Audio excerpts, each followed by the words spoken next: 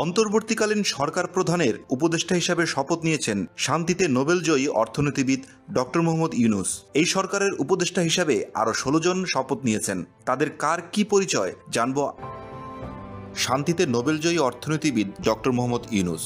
তিনি গ্রামীণ ব্যাংকের প্রতিষ্ঠাতা। গ্রামীণ ব্যাংককে সাথে নিয়ে শান্তিতে নোবেল পুরস্কার অর্জনের পর থেকে বাংলাদেশ ছাড়িয়ে বিশ্বে সুনাম কুড়িয়েছেন অধ্যাপক ইউনূস।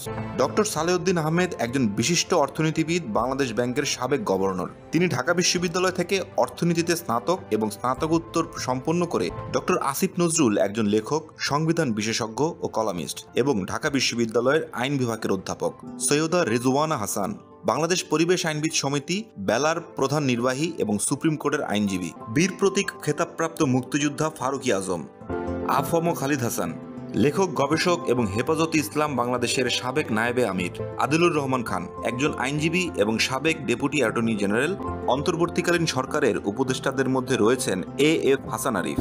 তিনি ২০০১ সাল থেকে ২০০৫ সালের ২৮ এপ্রিল পর্যন্ত অ্যাটর্নি জেনারেল হিসেবে দায়িত্ব পালন করেছেন।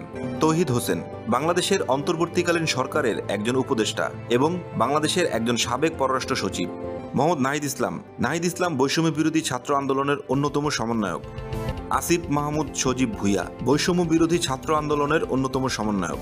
Brigadier general M Sakhawat Hossain একজন নিরাপত্তা বিশ্লেষক ও লেখক। ২০০৭ থেকে ২০১২ সাল পর্যন্ত তিনি বাংলাদেশের একজন নির্বাচন কমিশনার হিসেবে দায়িত্ব পালন করেছেন। সুপ্রদীপ চাকমা সাবেক রাষ্ট্রদূত ও চট্টগ্রাম উন্নয়ন বোর্ডের চেয়ারম্যান।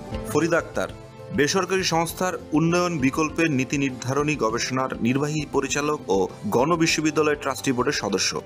বিধান রঞ্জন রায় জাতীয় মানসিক স্বাস্থ্য ইনস্টিটিউটের সাবেক পরিচালক। নূরজাহান বেগম গ্রামীণ ব্যাংকের সাবেক ব্যবস্থাপনা পরিচালক। শারমিন মুর্শিদি হচ্ছেন একজন বাংলাদেশি আন্দোলনকর্মী এবং ব্রতি এর প্রধান নির্বাহী কর্মকর্তা।